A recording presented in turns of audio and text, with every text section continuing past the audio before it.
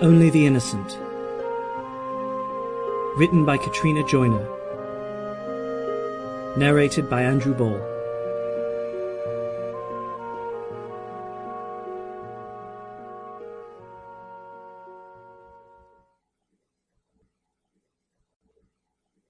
Marshall, Ruby, and Fionnet had been given to the boys. The town was still decorated with stray ribbon from the festive occasion. No one had bothered to start cleaning up yet. It was barely morning. Marshall and Fionnet were, no question, pure and deserved the festival. Ruby, as everyone knew, had given herself to the boys quite some time ago. Her participation in the ritual had more to do with the upholding of tradition. It was a formality. There was nothing wrong with it, the elders said to themselves with knowing nods and the odd puff on a pipe. Ruby had a long and happy life ahead of her. Giving girls who had come of age to the boys happened every solstice, and every solstice the townsfolk cheered their daughters' success. They were women now, and soon they would find husbands and join society as mothers and hard workers. As for the boys, the ones who had gotten lucky were probably still asleep next to the girl they'd wooed over. The others were usually off sulking or helping with daily chores. Life would go on, as always. Bette was of age, but she was sick with influenza and had spent the entire week in bed. Part of her was depressed that she had missed her turn in the festival. She would have worn bright white and pink ribbons in her hair. Joel had seemed interested in being her first, and she kind of liked him. Except now he probably spent the night with Marshall. Bette felt a little left behind. Another part of her, the part that remained afraid of the unknown and insisted her father keep the hallway nightlight on, was thankful she had missed the party. She refused to admit even to herself that she had been well enough to go to the festival. Her father suspected as much, she was sure, but her father was a kind man and seemed perfectly content to let his only daughter grow up at her own pace.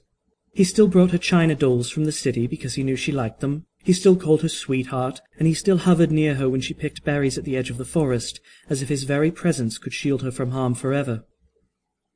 She quietly stepped across the empty street to the baker's to buy a loaf of bread. Mr. Braun, the baker, opened the little service window to his shop with a loaf of bread ready.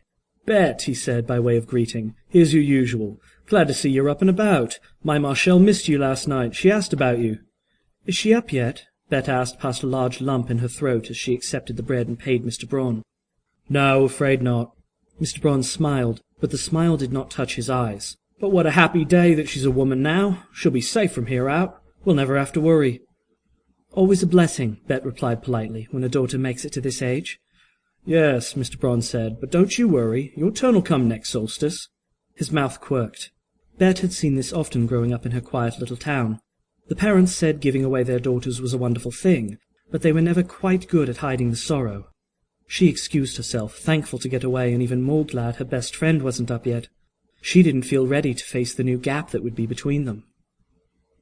She made way through the town towards the inn where she and her father lived and worked. The main gate wasn't very far from it, and Bette could see the hills and forest rolling beyond the town walls. Everything was bright green from the spring growth. There was movement just down the road. Travellers, most likely, coming to town the way they did every spring. Bette quickened her steps and made it to her front door just as 5 dusty riders passed through the gate. They were 4 older men and a young man. They paused at the gates, looking around at the evidence of yesterday's festivities with clear disappointment on their faces. Bette felt a chill go up her spine as she watched them. These men, she knew, were dangerous. She ducked inside the inn, calling for her father. He came down the stairs just as the men walked inside. "I told you we should have left a week earlier," said one to another with grizzly grey hair. "They've done had their silly festival, and there won't be any young ones able to be the bait." Grizzly Hair grunted an intelligible response and seated himself at the bar. The others followed suit, with the youngest placing himself on his stool in a shy, polite manner. "Ale," Grizzly Hair called. 5 draughts." "Right away," Bette said, ducking behind the bar to grab goblets, and then into the back to fill them. Her father, called Dave by everyone who knew him, was taking their order for breakfast, and it sounded like they intended to stay the night. It was obvious they had come for the festival, and she even knew why. She hoped, now that they saw they had missed their opportunity, they would leave in the morning. They would have to wait for the next solstice to have another chance, as far as they knew. When she emerged with their drinks, they were laughing and cursing alternately. Her father smiled with them, as easy with men like these as he would be with any other man. "Bette," he said, "cut that loaf of bread for these men. They've ridden a long way for nothing, so the least we can do is make them comfortable for the night."